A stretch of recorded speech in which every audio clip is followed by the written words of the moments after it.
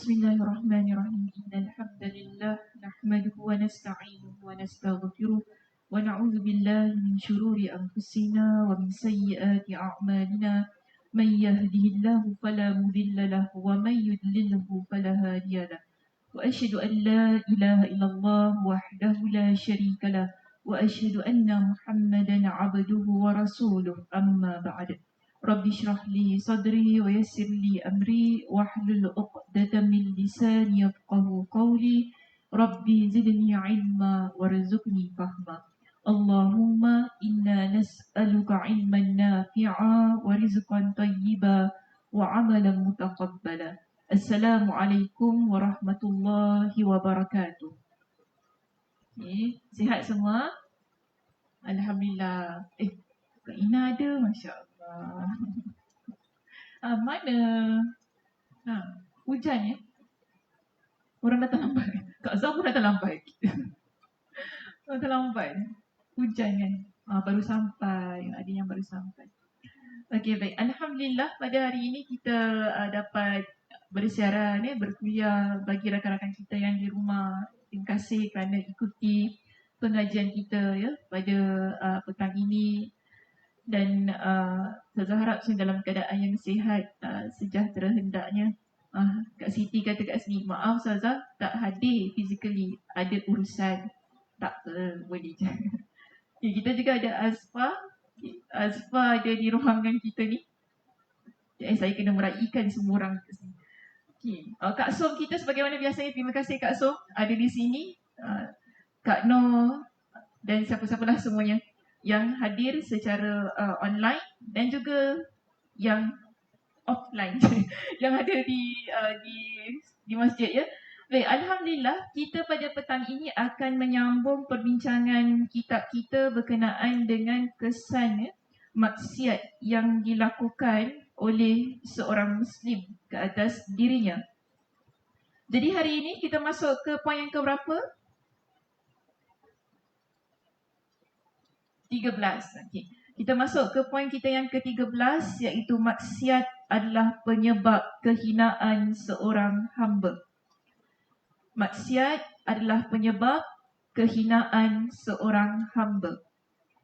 Baik, kita baca ya sedikit. Maksiat menyebabkan seorang hamba menjadi hina di hadapan Allah dan rendah dalam pandangannya. Jadi maksiat, orang yang melakukan kemaksiatan ya dalam hidupnya, antara kesannya ialah menyebabkan dia menjadi hina di hadapan Allah dan di dalam pandangan Allah Subhanahu wa taala. Sebab itu kita ni dalam hidup yang nak kita kejar adalah pandangan Allah, bukan pandangan manusia. Kalau setiap hari kita kejar pandangan manusia, kita tak ke mana. Tapi kalau setiap hari kita berusaha untuk mengejar pandangan Allah ni maksudnya lah redha Allah. Ya, kita kejar redha Allah.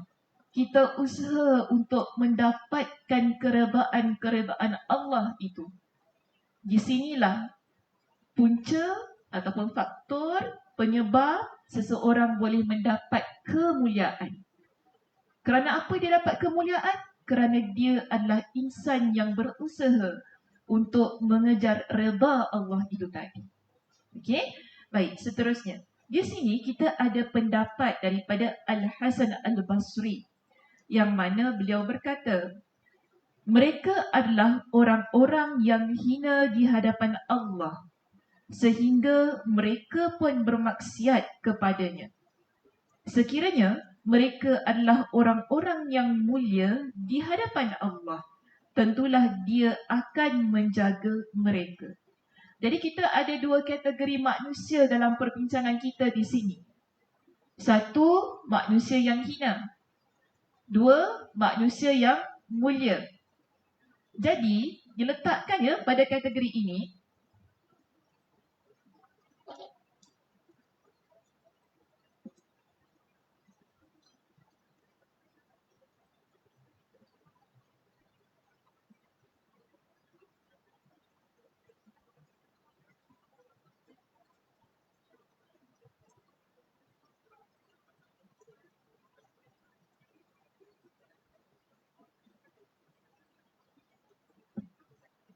Tadi Imam Hasan Al-Basri ya, dalam kitab kita ini dia jelaskan mereka adalah orang-orang yang hina di hadapan Allah sehingga mereka pun bermaksiat kepadanya. Kita dapat satu poin di sini. Manusia yang hina mendapat kehinaan Allah ialah mereka yang bermaksiat kepada Allah. Dua. Okey. Yang kedua tadi dia kata sekiranya mereka adalah orang yang mulia di hadapan Allah, tentulah dia akan menjaga mereka. Secara tak langsungnya kita dapati daripada ayat Imam Hasan Al-Basri itu tadi, orang yang maksiat dia dapat kehinaan. Kalau orang yang mulia dia dapat apa? Dia dapat pula. Orang yang mulia apa yang dia lakukan? Keredaan. Okey, macam mana kita dapat keredaan Allah tu tadi? Kita buat? Tak dengar. Kak Ina ke Cik Ros cakap ni? Yes, Allah jaga kita. Tapi bagaimana kita nak mendapatkan penjagaan Allah itu tadi? Dia mesti menerusi ketaatan kita kepada Allah. Jadi dia berlawanan. Okey? Orang yang buat maksiat mendapat kehinaan Allah. Orang yang mentaati Allah, dia buat perintah-perintah Allah, dia akan mendapat kemuliaan pada pandangan Allah. So dia berlawanan. Sebagaimana yang dah kita bincangkan pada minggu lepas. Minggu lepas kita bincang tentang apa? Liza ingat tak minggu lepas? Kita bincang tentang Liza je buka page. Kak Zah steady je, dia tak buka page dia kan. Okey, Kak Zah ingat apa kita bincangkan? Maksiat jadi perkara biasa. Apa contoh yang kita berikan? Azab yang Allah Subhanahu Wa Taala turunkan kepada umat-umat yang terdahulu yang melakukan dosa. Okey, saya letak di sini ya. Sebelah sini. Kita bincangkan last week, minggu lepas. Kaum yang melakukan dosa, okey?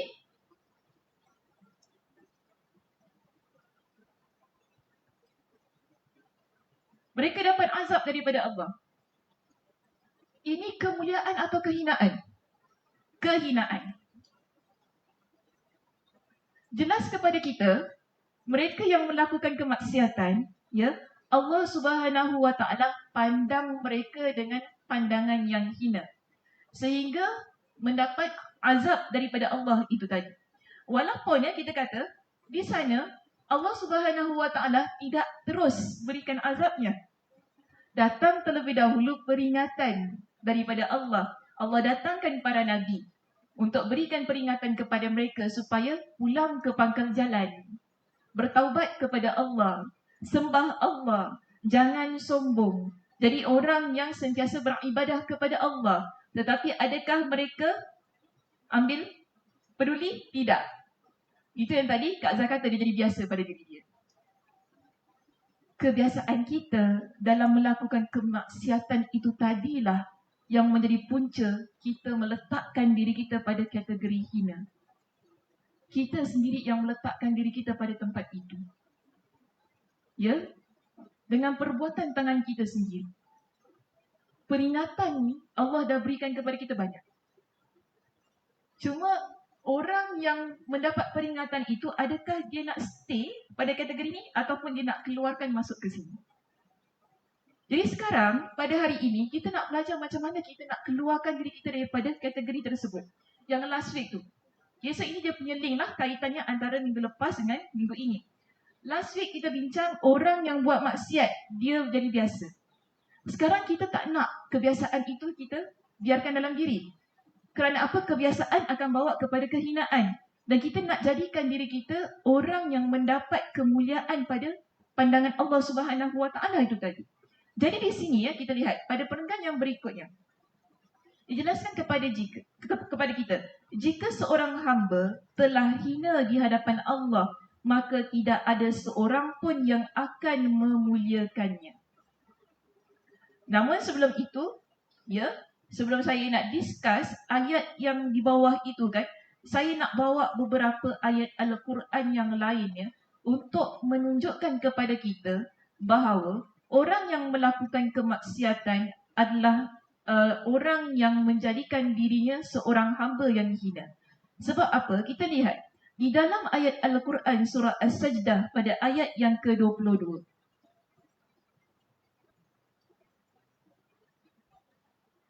Tadi topiknya apa ya? Maksiat?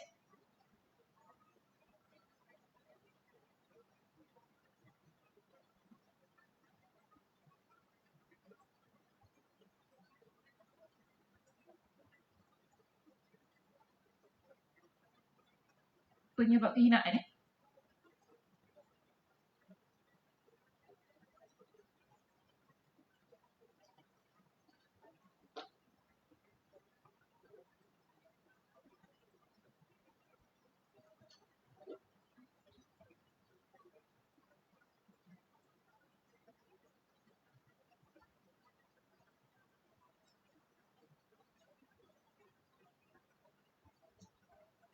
Surah As-Sajdah ayat yang ke-22.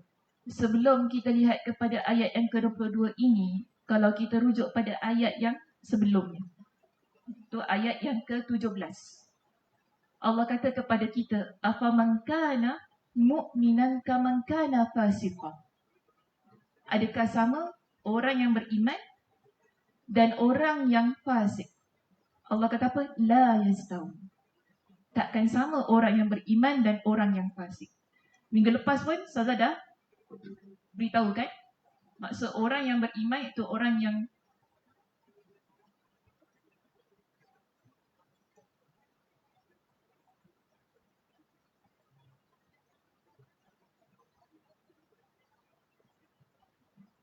Allah kata, adakah sama orang yang beriman dan orang yang fasik? Allah kata, ia takkan sama.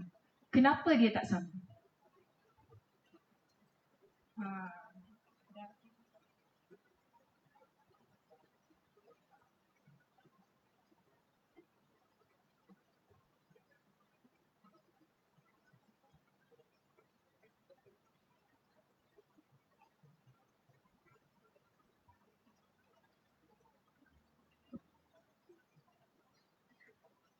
Orang yang beriman dan orang yang fasik dia takkan sama. Kan? Kerana apa? Pada ayat yang berikutnya Allah kata orang yang beriman kami masukkan mereka ke dalam jannatul ma'wah.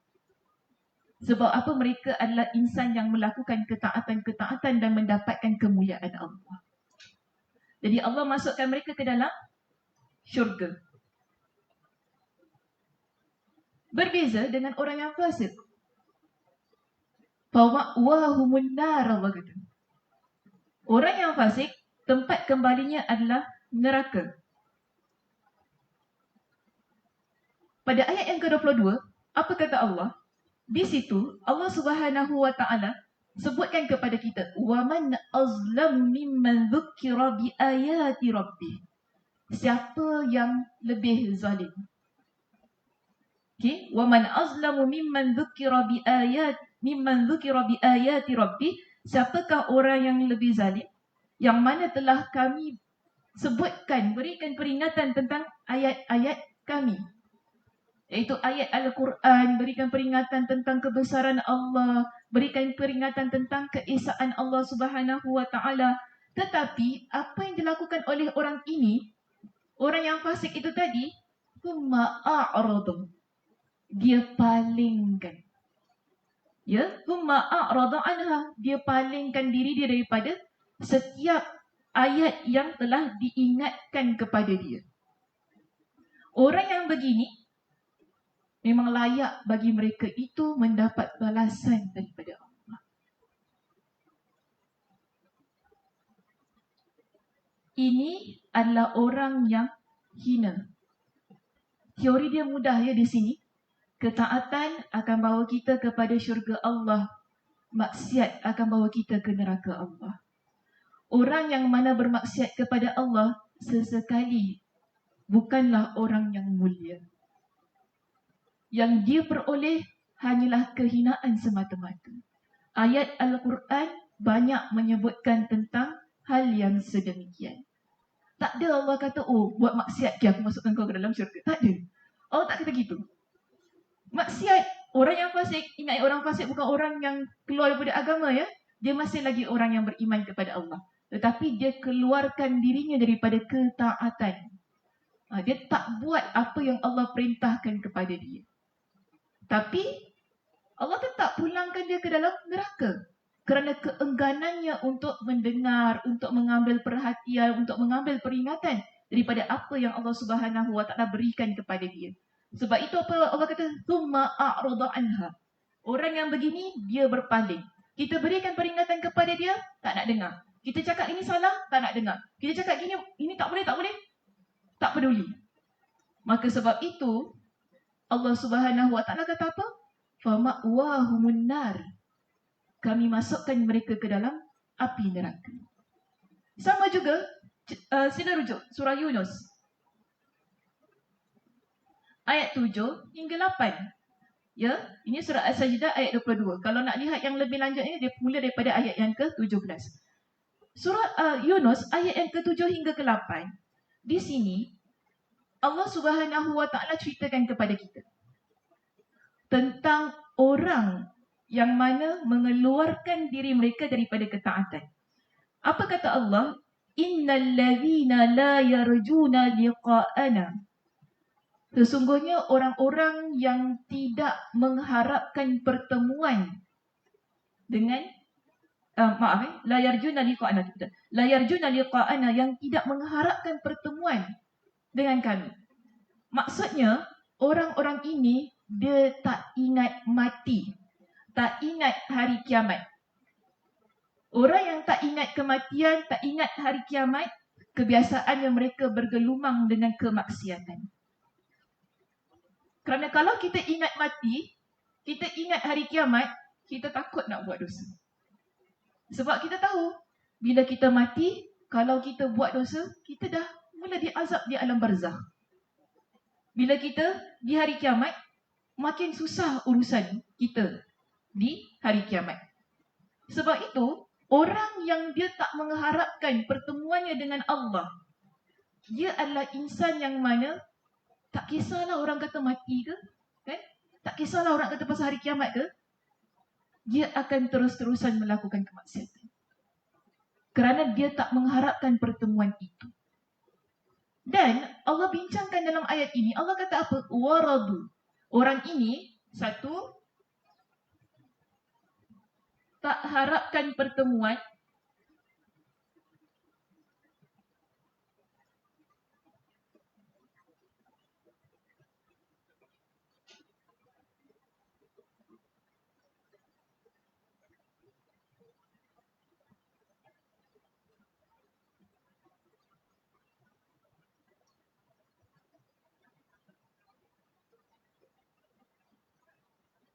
Mereka ni, Allah kata, redha dengan kehidupan dunia.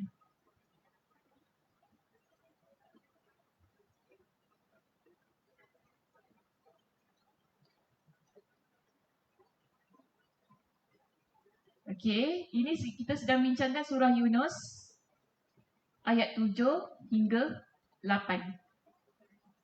Ada beberapa perkara yang Allah sebutkan. Pertama, orang ini ialah mereka yang tidak mengharapkan pertemuan mereka dengan Allah.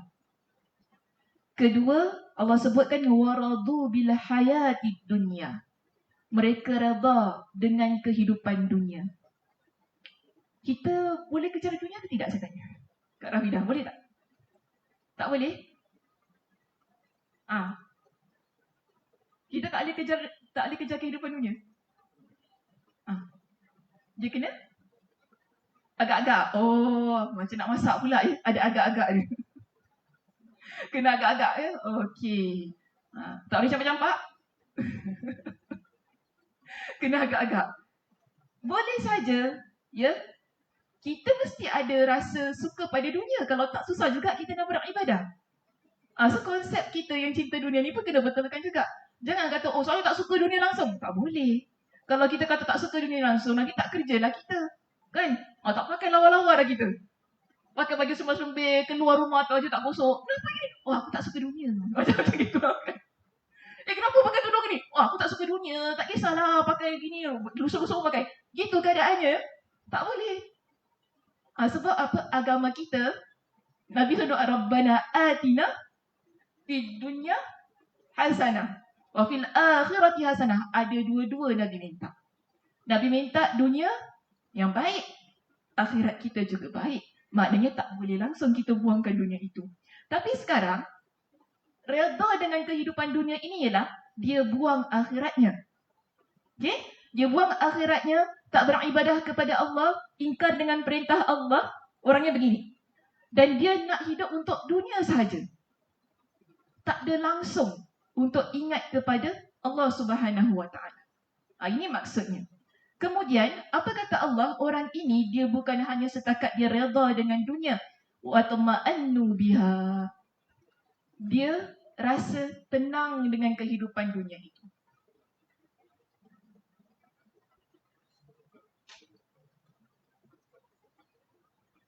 Dia tenang duduk pada dunia tersebut. Maknanya dia rasa dunia ni lah segala-galanya. Kan? Apa yang dia kejarkan untuk dunia itulah. Namun kalau nak fikir tentang akhirat, tidak ada. Sebab itu matlamat dan tujuan akhir dia. Ketenangan yang dia nak hanya di dunia. Tak sama dengan orang yang ada dunia dan akhirat. Kita hidup di dunia kita adalah jambatan untuk kita menuju ke akhirat. Okey? Kita hidup di dunia ini, dia tempat kita beramal soleh untuk investment kita di akhirat kelak. Kita hidup di dunia ini, dia bukan hanya semata-mata dunia. Yes, kita kata kita kerja. Kita ada kehidupan yang mewah contohnya. Kita ada kehidupan yang serba-serbinya okey. Tapi kehidupan kita yang mewah, kita beramal ibadah dengan kehidupan itu. Ini orang yang ada dunia dan akhirat. Kita ada banyak duit, kita bersedekah, kita berzakat, kita bantu orang lain. Kita rasa hidup kita sentiasa tenang dan sebagainya. Alhamdulillah. Ketenangan dalam kehidupan kita itu menjadikan kita orang yang lebih dekat kepada Allah. Sebab itu dunia tak boleh dibuang. Ya? Apa-apa yang kita ada pada dunia ini, dia akan menjadi perkara yang dipersoalkan di akhirat kelak. Akan kita bawa ke akhirat kelak. Tapi kalau orang yang tenang dengan kehidupan dunia pada poin yang ketiga dalam surah Yunus ayat yang ke-7 itu, dia cuma fikiran dia, matlamatnya dunia sahaja. Kalau dia kaya dengan harta dia, dunia sahaja dia perhabiskan. Tidak ada tujuan akhirat. Ya? Kalau dia bernikah, contohnya bernikahnya hanya untuk tujuan dunia sahaja, tidak ada tujuan akhirat. Beza dengan orang yang berimannya. Kita buat apa saja, kita ada anak, kita didik anak kita, kita jadi seorang isteri, kan? Kita bekerja contohnya, kita seorang pelajar, kehidupan kita ada linknya dengan akhirat. Tapi kalau orang yang fasik, kebiasaannya akhirat tu letak tepi. Orang yang begini, ya, kita lihat kembali ya pada ayat itu. Apa kata Allah? Orang yang begini, dia bukan hanya tadi kan, dia tak mengharapkan pertemuan dengan Allah, dia itu redha dengan kehidupan dunia, dia tenang sangat berada di dunia ini. Dan orang-orang yang begini, dia lupa dengan ayat Allah. Wahum an ayatina ghafilun. Mereka lalai dengan ayat-ayat kami. Ya? Jadi kita ada poin kita yang keempat di sini.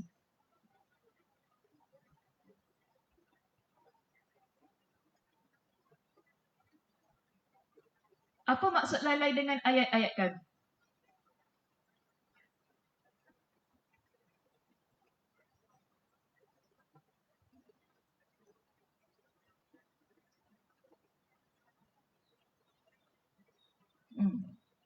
Apa maksud lalai dengan ayat kami? Cik, jawab cik. Cik yang tengok saya. Cik yang cantik. Dekat Gufra panggil cik Arab kan? Betul. Teman-teman dia, cik yang Arab tu. Cik Arab. Cik, maaf cik, siapa nama cik sayang? Hah? Tak dengar apa? Syarifah? Syarifah Syifa. Nak panggil cik apa?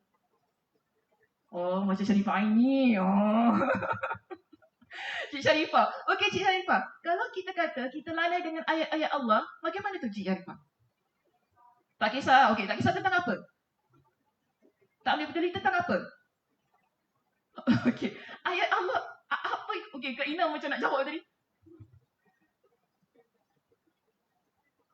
Perintah Allah lagi? Hukum lagi? Itu sahaja.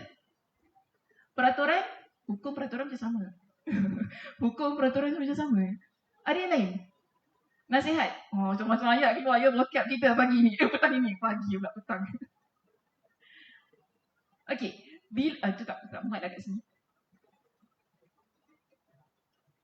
Tentang balasan Allah. Ayat-ayat Allah ini ialah kita kata bukti. Ya, bukti tentang kewujudan Allah, bukti tentang kebesaran Allah, bukti tentang Allah itu adalah maha segala-galanya. Saya rangkumkan semua tu tadi ya.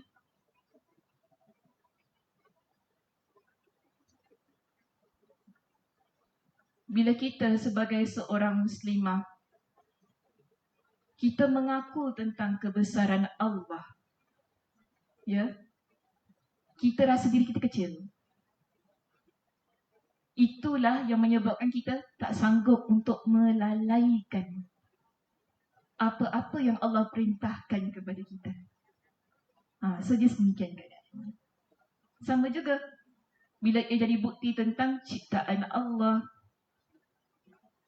kita sedar Allah yang ciptakan kita. Kan? Bila kita tahu Allah yang ciptakan kita, adakah kita ni nak melakukan kemaksiatan? Dia senang macam inilah. Teori dia gini Ada orang yang levelnya tinggi. Kita kerja lah sekarang. Kita kerja. Agak-agak kita nak langgar tak? Langgar tak apa-apa yang bos kita cakap? Kenapa tak? Takut kena buang kerja kan? Cik tu agak kena gigit. Betul. Takut kena buang kerja. Kita rasa takut. Dengan Allah seharusnya lebih lagi. Betul tak? Dengan Allah seharusnya lebih lagi. Sebab apa? Allah ciptakan kita. Allah yang beri segala-galanya pada kita. Kita kata, oh saya kerja, bos saya yang bagi duit, bukan Allah. Betul. Begitu keadaannya. Tapi siapa yang beri rezeki kepada bos kita untuk beri rezeki pada kita? Allah. Dia akan balik pada Allah. Apa-apa yang berlaku dalam hidup kita, dia akan balik pada Allah. Namun, orang yang begini, yang dia lalai tadi kan, dia tak fikir dah. Dia tak rasa, tak ada, saya kerja ni, penat ni, ya Allah. Sebut lagi ya Allah sebab apa dia pasik? Keringat, Ya Allah, saya kerja ni, saya sendiri kerja tau. Ada orang tahu, saya punya penat lelah. Peluh saya mengalir, awak kira? Tak ada, kita tak cakap gitu. Kita rasa apa? Kita yang berusaha ni macam Qarun. Kan? Qarun ni beriman. Kita tak kata dia tak beriman, dia beriman. Qarun ni. Orang datang pada dia, jangan lupa harta engkau ni perlu dibantu pada orang lain. Kan? Jangan sombong. Korang peduli? Tak. Dia kata apa? Aku dapat ni hasil usaha aku. Tak ada kena mengena dengan Allah. Dia kata gitu. Orang yang begini, last kali kan, pada ayat ini, Allah kata apa? Pada ayat yang berikutnya, ayat yang ke-8, Ulaika ma'wahumun nar bima kanu yaksibun. Mereka semua ini, empat kategori manusia ini, kan, Allah rangkumkan pada ayat yang ke-7. Bila masuk kepada ayat yang ke-8, Allah kata, semua orang-orang yang begini, kami pulangkan mereka ke dalam api neraka. Seseorang yang Allah Subhanahu Wa Taala berikan ancaman kepada dia dengan api neraka, bermakna ia adalah kehinaan. Kenapa dia dapat kehinaan itu? Kerana dia melakukan perkara-perkara yang mengeluarkan dirinya daripada ketaatan. Dia begitu. Jadi teori kita petang ini dia mudah lagi. Nak dapatkan kehinaan, silakan kemaksiatan itu. Nak dapatkan kemuliaan, taat kepada Allah. Sebagaimana yang Allah sebutkan dalam surah As-Sajdah, orang yang beriman, kami akan berikan kepada dia dengan jannatul ma'wa. Kami akan berikan kepada dia dengan syurga yang bernama Al-Ma'wa itu. Kemudian kita lihat pada kitab kita di sini. Terus dia masuk Dalam surah Al-Hajj ayat yang ke-18. Baru boleh masuk surah Al-Hajj ayat yang ke-18 yang ada dalam kitab.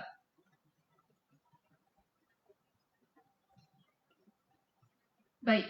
Surah Al-Hajj ayat yang ke-18, Allah Subhanahu wa taala berfirman, "Wa may yuhinillahu fama lahu min mukrim." Dan barang siapa yang dihinakan Allah, maka tidak seorang pun yang memuliakannya. Allah hinakan dia, walaupun kita rasa hidup kita ada orang yang suka kita. Tapi itu sebenarnya hanyalah pada dasarnya sahaja. Allah kata pada sini, orang yang begini tidak ada orang yang akan memuliakan dia. Kerana apa? Sila lihat ya, pada perengan kita yang di bawah itu, apa penjelasan yang diberikan kepada kita? Apabila ternyata orang-orang memuliakannya secara zahir. Memang kita nampak orang angkat dia, orang puji dia, orang suka dia, tapi itu adalah secara zahir. Okey? Secara zahir. Yang mana itu pasti dikarenakan mereka memiliki hajat terhadapnya. Ada tujuan-tujuan yang tersendiri. Kerana itu orang suka kepada dia atau takut dengan kejahatannya. Padahal dia adalah orang yang paling rendah dan hina di dalam hati mereka. Seorang hamba terus-menerus melakukan maksiat sehingga maksiat tersebut terasa remeh dan kecil dalam hatinya. Ini poin kita yang minggu lepas. Sebab dia dah biasa buat maksiat itu, maksiat tersebut jadi benda yang remeh dalam hidupnya. Kemudian dikatakan begini ya, itulah tanda-tanda kebinasaan. Kerana apa? Dosa jika terasa semakin kecil dalam hati seorang hamba, maka dia akan semakin besar di sisi Allah Subhanahu wa taala. Ya, dosa jika terasa semakin kecil dalam hati seorang hamba, maka dia akan semakin besar di sisi Allah. Kedudukan dia semakin mulia. Bila kita lihat dosa itu, semakin kita lihat dia ada benda yang maknanya kita tak bernafsu nak buat. Kan? Kawan-kawan kita ajak-ajak duk simbang-simbang ni kan. Jom kita simbang kan, berbual kan. Well, kita kata tak apalah. Kan, jangan masukkan saya lah dalam forum ni. Saya tak nak lah. Maknanya kita nampak benda tu kecil. Dia tak memberi apa-apa faedah pada diri kita. Orang yang begini, bila dia usaha untuk mengeluarkan dirinya daripada kemaksiatan, dosa lidah, dosa mata, dosa telinga, pelbagai macam dosa, dia tak nak dekat. Dia jauhkan, dia usaha keluarkan. Orang yang begini dia melihat dosa itu kecil. Maknanya dia tak pentingkan dosa itu. Ada orang dia pentingkan dosa. Best benda ni bagus lah. Jom lah macam tu kan. Ada orang suka. Tapi ada orang tak. So kita kena jadi orang yang tak suka pada dosa. Sebab tu kita belajar kenal pada dosa tu. Kan? Kalau tak kenal, nak cakap tak cinta. Boleh tu guna ayat tu? Boleh, salah-salah kan tak boleh lah. Tak kenal maka tak cinta. Yes, kalau tak kenal dosa tu, takkan tak cinta pula. Kalau tak kenal tak benci lah maknanya. Kita sedang kenal dosa tu tadi kan. So kita benci dia. That's why kita jauhkan diri kita daripada dosa tersebut. Kerana kita tahu kesannya apa. Kita belajar hari ini, dia akan menyebabkan kita jadi orang yang hina di sisi Allah pada pandangan Allah. So kita jauhkan diri kita daripada dosa tu tadi. Di sini, orang yang begini, dia semakin besar. Maksud semakin besarnya, Allah letakkan pada dia pada kemuliaan. Ini yang kita nak kejar dalam kehidupan kita sebagai seorang muslimah. Ya, yang kita nak pentingkan, yang nak kita besarkan dalam hidup kita. Kemuliaan di sisi Allah Subhanahu wa taala. Kemudian ada di sini dijelaskan kepada kita dengan satu riwayat daripada Imam Al-Bukhari menyebutkan dalam sahihnya maknanya kitab sahih Imam Al-Bukhari, dari Ibn Mas'ud, dia berkata, sesungguhnya seorang mukmin melihat dosa-dosanya seolah-olah sedang berada di kaki gunung. Ini beza. Orang yang beriman dan juga orang yang melakukan dosa tu tadi. Orang yang beriman, dia akan lihat dosa itu seperti gunung yang akan timpa dia. Tapi kalau orang yang derhaka, maksudnya orang yang fasik itu tadi, dia melihat dosa tu macam mana? Macam lalat yang hinggap di hidung dia. Lalat tu hinggap, tepis. Apa jadi? Terbang kan? Dihinggap lagi, dia tepis. Orang yang mengeluarkan diri daripada ketaatan, begitu keadaannya. Tapi kalau orang yang betul-betul ni mukmin, yang Allah pulangkan dia ke dalam syurga itu tadi, dosa, dia tahu itu dosa. Kita bayangkanlah diri kita ni umpama berada di kaki gunung. Gunung tu besar sekali dan gunung tu akan timpa kita. Orang yang begini, dia akan usaha selamatkan diri dia daripada ditimpa oleh gunung tersebut. Tapi kalau kita nampak dosa itu macam lalat yang hinggap kat hidung kita ni, kita just tepis je. Tepis dah settle. Dihinggap lagi, kita tepis lagi. Maknanya dia insan yang cenderung untuk melakukan dosa demi dosa. Dia tak apa, nanti kan kita buat lagi. Macam itu keadaannya. Tak apalah, kan buat lagi sedemikian. Okey. Kemudian di sini kita lihat ya. Ada saya nak masuk kepada poin yang ke-14 sebab poin kita yang ke-14 sikit je di bawah itu. Maksiat juga akan menyebabkan saya tak sedap lah nak sebut nama ni.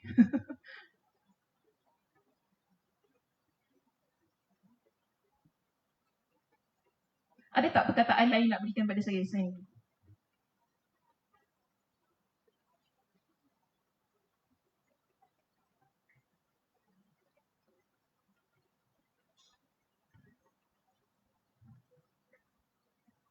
Perkara buruk berlaku. Okey? Benda-benda tak baiklah boleh berlaku dalam hidup kita. Bila kita ni jadi orang yang sentiasa dengan kemaksiatan itu, kan, disebutkan kepada kita, orang yang begini, dia akan terkena hal-hal yang tak baik akibat daripada dosa yang dia lakukan. Baik dari kalangan manusia maupun haiwan ternak yang dia miliki. Jadi pelaku maksiat tadi dan yang berada di sekitarnya akan terbakar ya oleh kesan buruk dosa dan kezaliman tersebut. Dan di sini ada pendapat daripada Abu Hurairah radhiyallahu anhu yang berkata, sungguh burung hubara yang panjang lehernya boleh mati dalam sarangnya disebabkan kezaliman orang yang zalim. Dan ada juga pendapat daripada Mujahid di sini. Dia kata apa?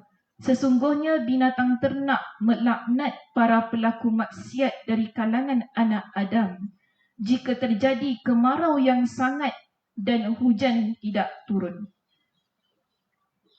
Binatang ternak ini, dia akan berkata, mereka ni akan kata, ini disebabkan oleh kesan dosa anak Adam. Ada juga ya, kita dapati, Imam Ibn Qayyim Al-Jauziyah, dia memetik pendapat Ikrimah. Ya, Ikrimah berkata, binatang-binatang melata dan serangga-serangga di bumi, sehinggalah kumbang dan kalajengking berkata, kami terhalang dari hujan disebabkan dosa anak Adam. Pelaku maksiat tidak hanya mendapatkan hukuman dari dosanya, tetapi juga mendapat laknat dari yang tidak berdosa. Maknanya beginilah saya nak simpulkan daripada perkataan-perkataan itu tadi ya. Daripada pendapat-pendapat daripada di kalangan para ulama itu tadi. Orang yang buat dosa, Allah Subhanahu wa taala timpakan kepada mereka ni dengan azab. Dan azab itu bukan kita dapat bila kita mati nanti. Tapi masa kita hidup lagi, Allah Subhanahu wa taala boleh bayar cash pada kita. Itu yang kita sebutkan, ia berikan kesan ataupun perkara buruk dalam kehidupan kita. Sebab itu kita tidak hairan. Ya. Dalam beberapa ayat Al-Quran, Allah Subhanahu wa taala menjelaskan dengan mafhumnya. Allah kata, musibah itu dia datang kepada diri kamu akibat perbuatan tangan kamu sendiri. Kesusahan, ujian, kadang-kadang saya kata kadang-kadang ia datang kerana perbuatan dosa kita, maksiat yang kita lakukan. Sebab tu tadi kan dia kata, kalau kita ni buat perkara yang maksiat, sekitar kita pun akan turut terkena. Sebab contoh, kita family. Kalau kita susah, ahli keluarga kita yang lain juga akan turut susah, yang tak bersalah dalam situasi itu. Saya bagi contoh, Nabi SAW ada beritahu kepada kita berkenaan dengan perkara buruk yang berlaku kepada hamba itu tadi. Nabi kata apa? Babani mu'ajjalani uqubatuhuma. Ada dua pintu yang menyebabkan akibatnya dipercepatkan ketika kita masih hidup. Apa dia? Biasa dengar hadis itu? Ini masuk kuliah saya, tak hafal je. Dah gelek-gelek dah.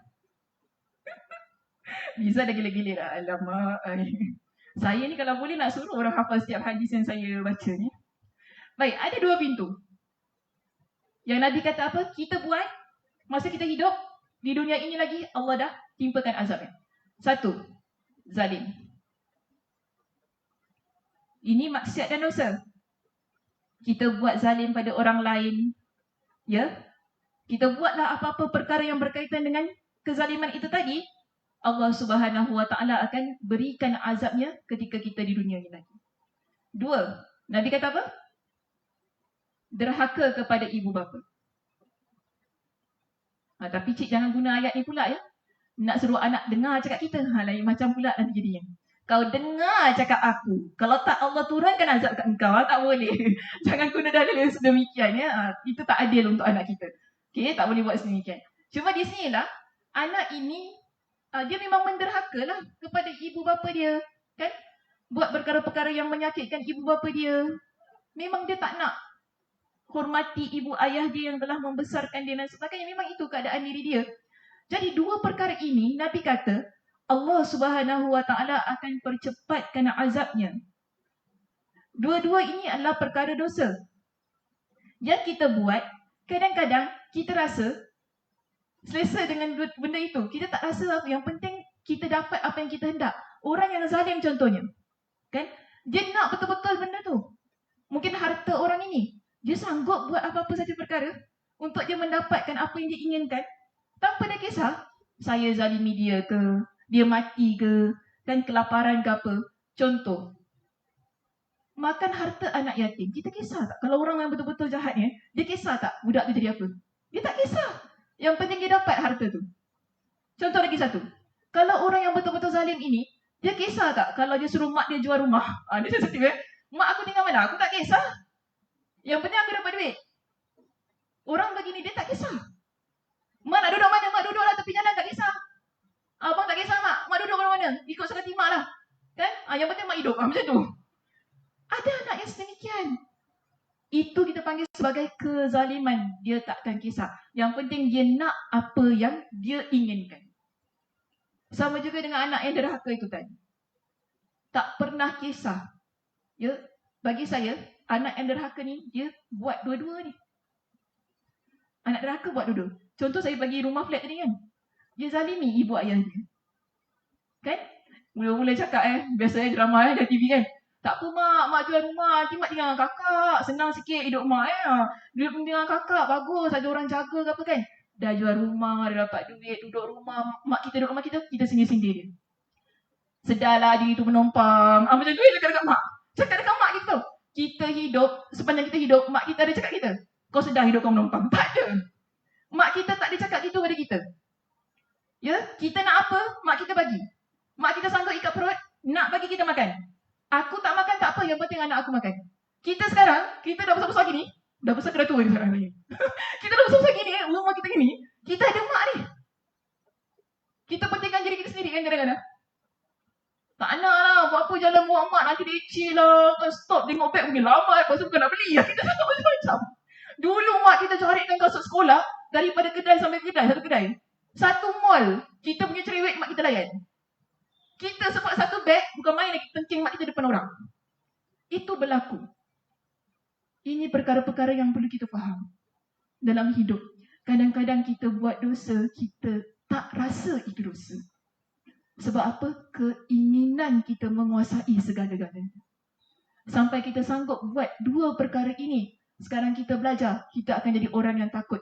Kerana apa kita tahu? Orang yang buat maksiat tak kiralah, tak semestinya dua perkara ini saja ya. Apa-apa juga maksiat, Allah akan timpakan kepada kita dengan kehinaan.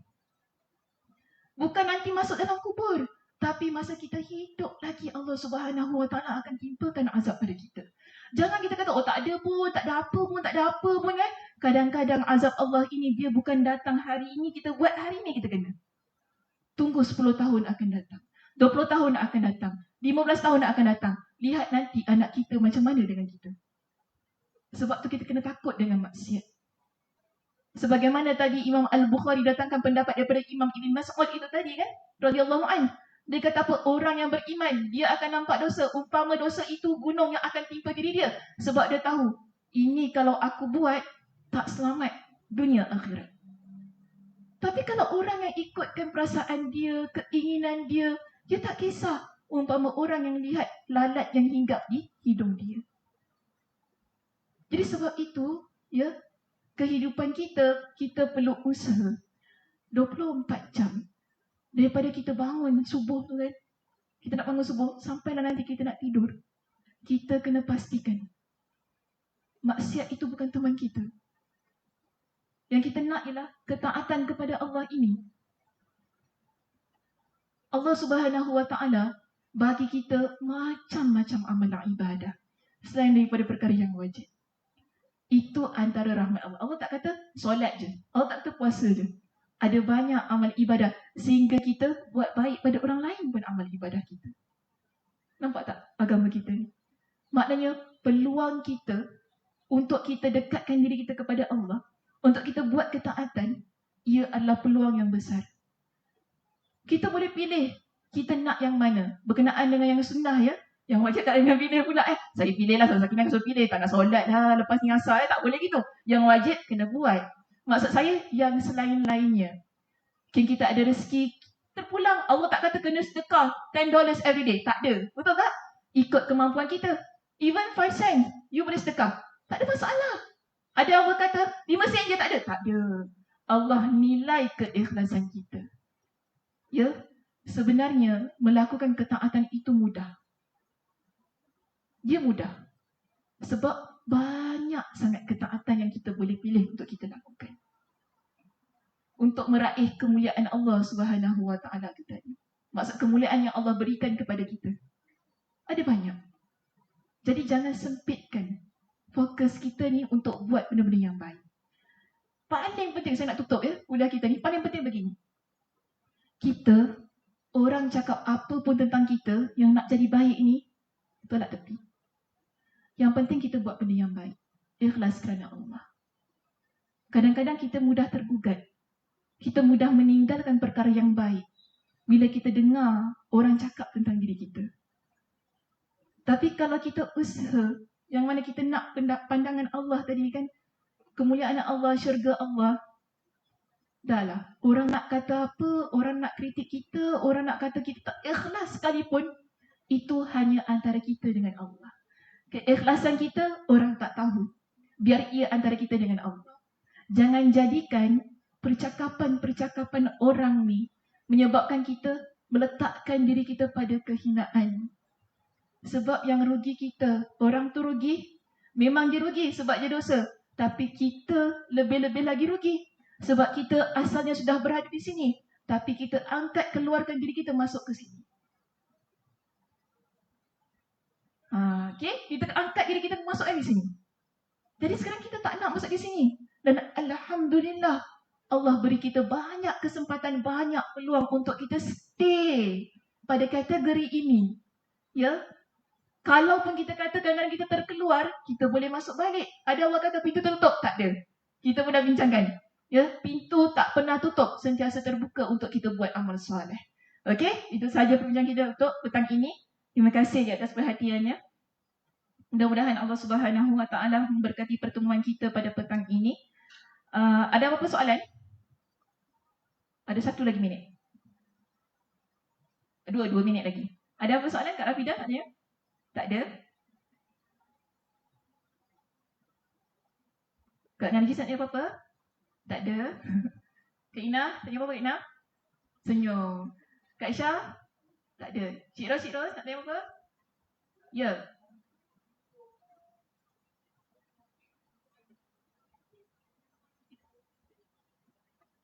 Ini untuk orang fasik. 1 to 4. Dua-dua sebenarnya. Dua-dua sebenarnya. Okey? Dia beginilah. Kalau cuma kategori dia sahaja berbeza tadi. Yang ini beriman, yang satu tak beriman.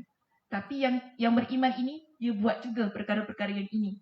Cuma konteks perbincangan kita, pada petang ini kita masuk kepada orang yang fasik tu tadi. Sebab bagi kita, kalau yang tak beriman itu dah memanglah kan susah. Kita tak payah nak cerita ya, keadaannya memang sedemikian. Allah SWT dah tetapkanlah keadaannya sebagaimana yang ada dalam Al-Quran. Terima kasih Cik Ros atas soalannya. Ada yang lain ingin tanya? Izzan nak tanya apa-apa? Kak Zah? Tak ada? Lupa nama cik sebelah Kak Zah, kakak ni. Siapa nama lupa? Ingat lagi Saya lupa. Siapa nama kak? Ya betul. Cima. Kak Cima tanya apa Kak Cima? Tak ada. Saya kira yang belakang semua. Cik Arab tanya apa? Cik Sharifah. Masya Allah, tak ada. Okey. Kakak tanya apa? Sebelah kecil. Belakang sini tak ada? Tak ada. Sini semua. Sini tak ada. Senyum je cik dengan Ustazah dari tadi. Manis, Masya Allah, tabarakallah. Okey, kalau tidak ada apa-apa soalan, kita akhiri kuliah kita pada petang ini dengan tasbih kafarah. Subhanakallahumma wa bihamdika asyhadu an la ilaha illa anta astaghfiruka wa atubu ilaik. Assalamualaikum warahmatullahi wabarakatuh.